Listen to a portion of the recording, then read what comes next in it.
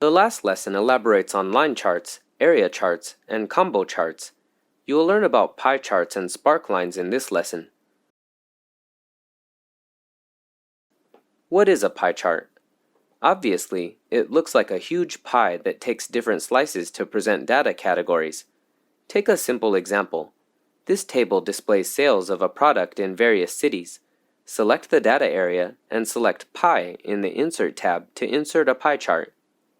Let's look at the chart and see what we can do to improve it. To begin with, the color. These 11 cities are divided into 11 shapes with jumbled colors. It is better to unify the color scheme and use color depth to indicate proportions. Click Change Color and choose one. Second, the data label slice angle can hardly attract eyes, so data labels are essential to pie charts. Click Add Chart Element, Data Labels, and Outside End to add labels on each slice. There are too many data legends. Suppose the leader asks you the proportion of a specific city. You may find it hard to target the data right away. We need to optimize the pie chart. First, we need to change the data labels from values to percentages and then add the city names. Select the data labels and click Format Chart Area. Uncheck Value in the right-hand menu and check Percentage and Category Name. Then click Text Tools and set the text labels larger. It appears nicer now because you can check the city's name and proportion. Okay, let's continue to analyze. The cities in the upper left corner of the pie chart have very low sales volumes, with only 2%, 3%, and 5% respectively. Can we put them into one category? After all, charts should be brief and easy to understand, and too many slices will distract viewers. Select the chart, click Change Chart Type, and select Pie of Pie or Bar of Pie in the pop-up dialog box. This big pie chart is divided into two, with a large proportion on the left and small proportions on the right. Now I want to put all the cities with less than 10% proportion in the pie chart on the right. What should I do? Select the pie chart, click Series on the right menu, select Position at Split Series By, and change the value to 7 at Values in the second plot, because there are 7 cities accounting for less than 10%. Attentive students may find that individual pie chart slices can be shifted. You can't drag and drop them, but you can adjust Point Explosion in the right series menu. The larger the value, the farther the slices are. People are more likely to notice these distinct slices. The above are the basics of pie charts. Some students believe that pie charts provide too little information and fail to present complex data. Pie charts have special uses, like combining them with the donut chart or making a double donut chart. Take this sales sheet as an example. This complicated table has monthly data in column D and quarterly sales amounts in column B. Can we show the sales proportion of quarters and months through a chart? It's very simple to represent their proportions respectively. We can add data twice by creating a pie chart and a ring chart. First, let's add the sales proportion for 4 quarters. Here we can insert a normal pie chart. Unlike our previous cases, we only need to select the cell range B2 through B13. Do not select the data in column A. Then, click Pie in the Insert tab. Then, click Select Data and add the monthly sales in the pop-up dialog. Click Add and select cell D1 at series name. Select cell range D2 through D13 at series values and click OK. Now, we have 2 sets of data in the dialog box. One is for the quarter, while the other is for the month. Click OK. These 2 pie charts overlap, so the chart shows no change. Select the chart and select Combo at Change the Chart Type, and we now can make a pie chart for the quarters and a donut chart for the months. Double-click it to see a preview. We have made a combo chart. The inner circle shows quarterly sales, while the outer circle reflects monthly sales. Let's pick a beautiful system style and then click Add Chart Element to Add Data Labels. We need to format the data label like what we did in the last case. Select the data labels and check Percentage in the menu on the right. Can I set them to January, February, and March so that the data can match the months? It's very simple. You just need to check the value from cells and then select the corresponding month in the pop-up dialog box. In this case, we select cell range C2 through C13.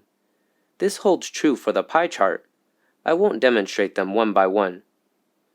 We just changed the combo chart's color. 4 colors represent 4 quarters in the inside pie chart. The outer donut is changed to reflect the same color scheme. The first quarter contains January, February, and March. Then, we picked yellow for the first quarter. So we should use the same color scheme for January, February, and March. Here, we choose a slightly lighter yellow. Here's a trick to set the color. First, select quarter 1 and change it to a color. Then we can select January. Select this color with the eyedropper at Color, and then click More Colors. Here, we can get a lighter color by adjusting its saturation. Finally, click OK. In this way, the color scheme is more harmonious and natural, and we can repeat the steps for February and March. Furthermore, we can make a double layer donut chart to compare the data between the 2 years. Come and explore it. We don't always have enough time to make charts. You can insert a handy tool to visualize simple data in WPS Spreadsheet, the Sparkline chart. The Sparkline can combine data tables with charts, increasing data density while making the table concise and attractive. Look at this example. This chart records all salesmen's sales from January to June. Let's try to insert Sparkline charts. Click Insert, and you can find 3 kinds of Sparkline: line, column, and win-loss. They are all lightweight charts. For example, we can click Line to display each salesperson's sales trend. Select the data range in the pop-up dialog box and choose where to place the Sparkline. Finally, click OK. The line chart is now complete. Drag down to fill the remaining data. Of course, we can also highlight key data. It's not difficult to adjust this simple chart. You can find the setup choices at Sparkline Tools. You can check Low Point to indicate the lowest point and High Point to mark the highest point of data. Marker color and Sparkline colors and the coordinate axis can also be set. How to change the chart type. Select the Sparkline, and you can click the 3 buttons in the ribbon to switch between different Sparkline charts. I'm not sure if you've noticed, but the system will replace all the Sparkline charts when I change the color or perform other operations. I understand why some people dislike it because specific changes are required for some data. It's easy to do. Select the Sparkline you want to adjust, and click the Ungroup button to split it into 2 while keeping the other Sparklines intact. OK, we can apply special settings to it.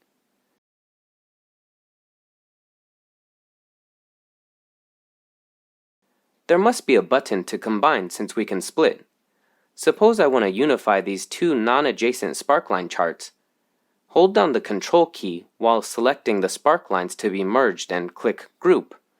The 2 sets of Sparklines are combined, and you may set their colors all at once. Furthermore, if you no longer want the Sparkline, you may select it and click Clear. Then, you can choose whether to clear all or just the selected one. The above is all about the setting of the Sparkline. Its advantages are light, concise, and fast. The Sparkline also visualizes data in a flash, and they can be frequently utilized at work.